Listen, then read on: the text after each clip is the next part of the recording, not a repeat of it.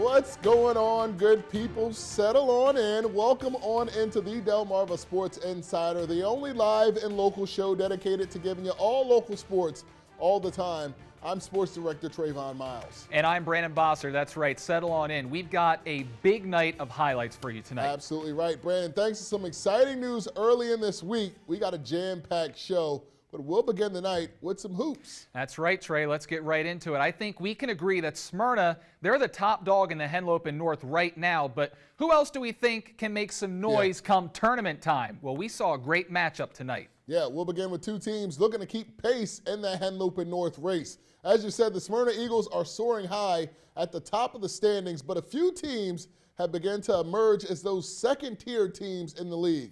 Sussex Central and Dover are two of them. Central, of course, fresh off that win over CR, facing off against the Senators. And the Senators got out to a hot start in this game. Jaheim Harrell missing the layup. Lance Rainford, they're on cleanup duty. The Senators go up 7 after the first. Second quarter, Harrell driving, getting the floater to go.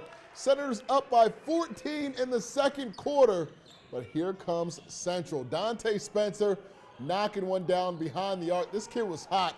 Third three-pointer of the half, and then it's Michael Elliott getting the loose ball, and he's going to get the layup. The Knights cut it just to 4 at the halftime break. All right, let's move to the second half now. Central keeping up the momentum. Elliott gets it in transition, gets the lay-in to go. Game tie, 28, midway through the third. Timeout Senators, but Dover woke up. Amir Height gets it in the corner, knocks down that triple. He had 12 on the night. Then it's Harrell off the steal, drawing the contact, gets the and one bucket to fall right there. Dover pulls away. They hold on 56-40. Every time you win, it's a good win, I feel like. But knowing the standards that we're held to and the type of team we are and where we can go, that's unacceptable. You know, we want to be like real special. We want to be one of the special groups to ever play here. And, you know, we just got to come to practice ready and get better. I like that soundbite there. Now, Brandon, we've got to acknowledge the week that Dover's had. There was some cloudiness in this Henlopen North outside of Smyrna. After Central beat CR and Dover goes into Smyrna and falls by 3 on Tuesday to an undefeated team. Tonight they beat Central, one of the hottest teams in the league, by 16 after a great second half. Now, I know Dover lost plenty of talent from a year ago, but they are still tough. A little less Hollywood this year, if you would, but they dig in on the defensive end, and they have no problem, these underclassmen coming at you. Yeah, and I remember we talked about Dover a couple of weeks ago saying they were a team to keep your eye on, That's right. See how they improve as the season goes along. And like you said, this week has been impressive for the Senators. A 3-point loss in Smyrna and then a blowout tonight. I mean, that loss in Smyrna is pretty impressive right there when you consider how good Smyrna is. Is Dover a state title contender like last year? No, but they do have a sophomore, Jaheim Harrell, to watch out for. He's a really good player. They have a lot of great role models. They also have a lot of size on this squad, like you saw in these highlights tonight. Combine all of that with the coaching that Stephen Wilson brings, and they are a dangerous club moving forward. Right. Very interested to watch Dover the rest of the season. That's right. All right, let's move on to a big Henlopen South battle last night. Laurel and Delmar meeting for the second time this season. The Bulldogs looking for revenge down in D-Town. Delmar breaking out the fresh jerseys. Trey, what do you think of those? Oh, I love them. I love them too. Laurel came out flying. Javier White with the active hands. Gets the pass back, takes it all the way for 2. Hold the pose. Finishes with the offhand. That's right. Yes, kiss it to the crowd right there, Javier. Wildcats keeping it close. Cam Bosman from the elbow drives in, knocks down the mid-range jumper. Then Jalen Warner with the gather step right here, drives, kisses it off the glass right there. Tough layup. Okay, Trey, if you want to call it. Refs didn't call it, though, so it's not a travel. Right. Delmar won the first meeting, just hanging around. They were hanging around this one, too. Laurel stretches the lead to as many as 7 in the second half. Delmar battling. Davin Chandler picks White's pocket there, takes it in for the lay-in. Wildcats came within 4, but watch this. Javier White, Kylie's Wilson locked and loaded right there. Man, what a pass. Wilson hits from 3, and the Bulldogs hold on for the 64-60 win to split the season series with rival Delmar. We knew it was going to be challenging.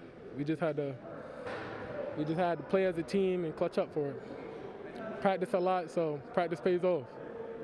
When we went at halftime, we was talking about swinging the ball, coming together as a team. and playing together. That's it. Seaford and Lake Forest battling in Felton last night. Check out the night Jackson Starkey had hitting from deep. The freshman had 25 points.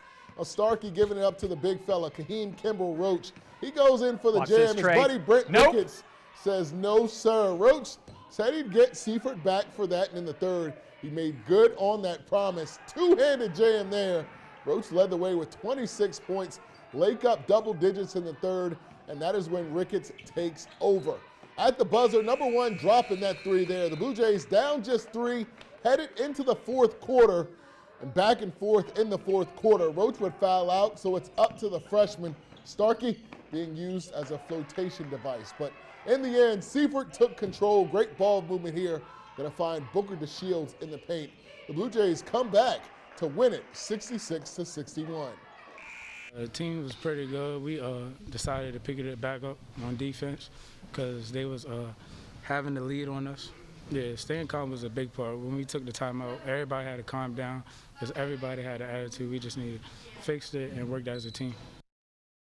All right, how about some Easiac action down in Somerset County? Holly Grove hosting Salisbury Easiac, School. baby. This one was close early on. Brennan Martinez from the corner. Salisbury School taking control, though, on the fast break. Dragons swing it. And there's Grant Wagner from the top of the arc.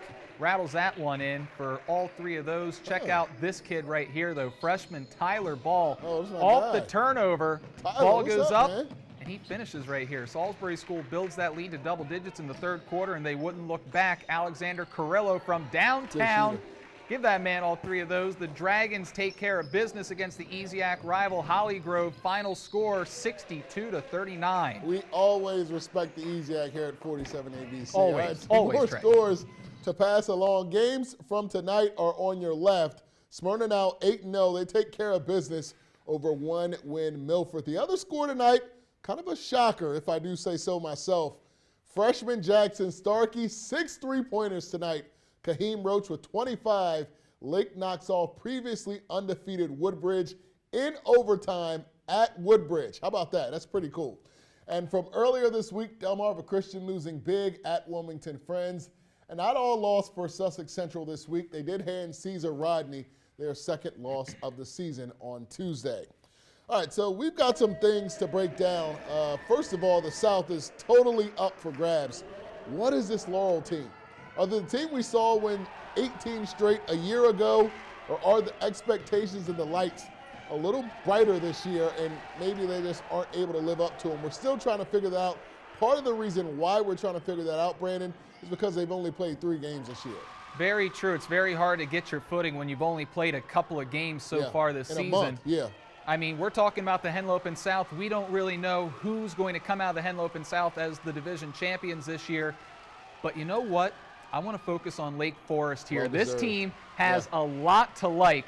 Of course, you've got the big man, Kaheem Kimbrell Roach in the post. Tyrese Mansfield, or Trice Mansfield, is another senior with a lot of size to help complement Roach down low. But what really opened my eyes last night when I went to Felton was the play of Jackson Starkey. This kid can ball out. He had 25 the other night. He had 6 threes tonight. He's calm, cool, and collected with the ball in his hands. He was not only knocking it down from jimmer range, but he can also drive, and he can also finish when he gets into the hole. Watch out for Lake down the stretch. I think that they are going to be a problem for the Henlopen South, as well as a problem in the first round when we come to tournament time. Yeah, Jackson Starkey has surpassed our expectations and what we thought was going to be in that guard position in Felton. Yeah, he kind of plays a little bit like Gabe Hurling over at Delmarva Christian. He's got a lot of game to him. I would agree so. All right, Brandon, let's switch gears to something we haven't had in a while. High school sports in the state of Maryland. Wow, yeah. After weeks of speculation, the ruling came down on Tuesday morning, and for the first time in nearly a year, Maryland high school sports would return to the Eastern Shore. The Bayside Athletic Conference's 8 county supervisors sent out a memo documenting the return on Tuesday. And while all the details aren't ironed out, here's what we know so far. The fall sports season, football, field hockey, volleyball, golf, cross country, and soccer will begin practicing on February 13th with games beginning on March 5th with the 6 weeks of competition and running through April 17th. Now, The spring season, baseball, softball, lacrosse, track and field, and golf will begin practicing on April 17th, and their 6 weeks will begin on May 7th and run through June 19th. I spoke with Wicomico County Supervisor of Athletics Brian Ashby earlier this week. He says the conference is just elated to get the kids back in action.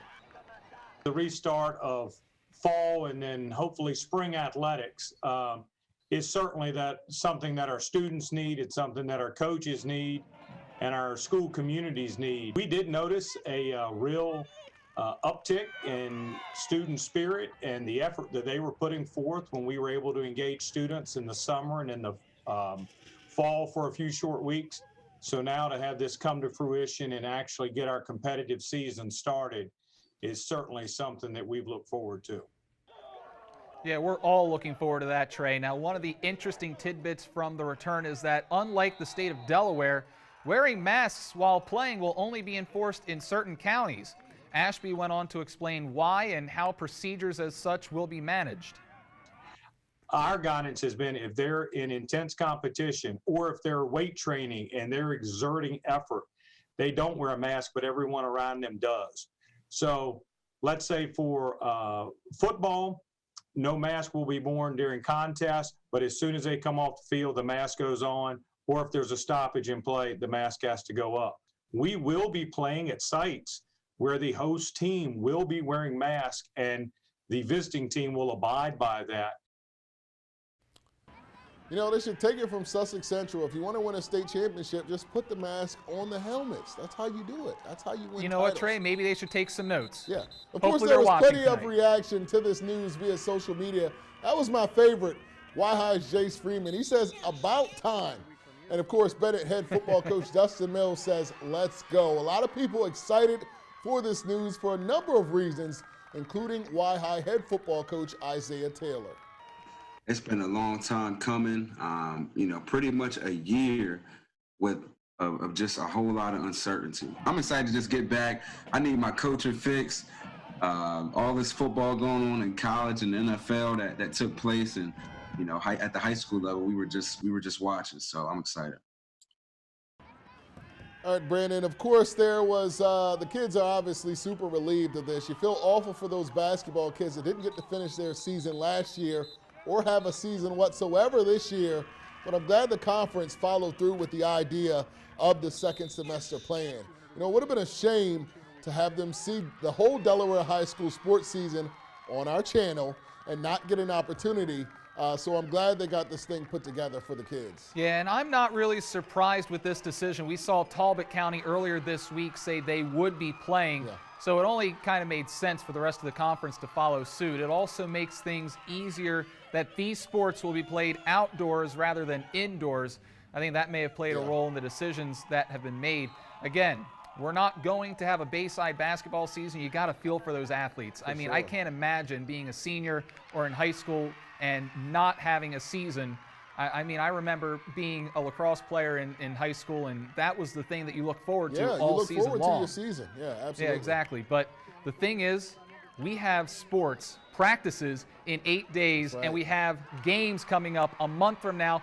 And, Trey, I'm really excited for this because I don't know if we'll ever see again a season in the fall and a football season in the spring. I am super excited for this. We're only a month away, too. Yeah, there are some very busy times ahead in our sports department. Very busy times. No vacations here, Trey. You got that right. As you said in the office, we've had vacation for 7 months now. All that is over. All right, that'll do it for the A block. We're taking a quick commercial break, but when we return, another matchup of championship contenders, Kate and Caesar Rodney dueling it out on the mats. That and more when Delmarva Sports Insider returns. Hi, my name is Curtis. I'm a coach at Pocomoke High School, and you're watching the Delmarva Sports Insider.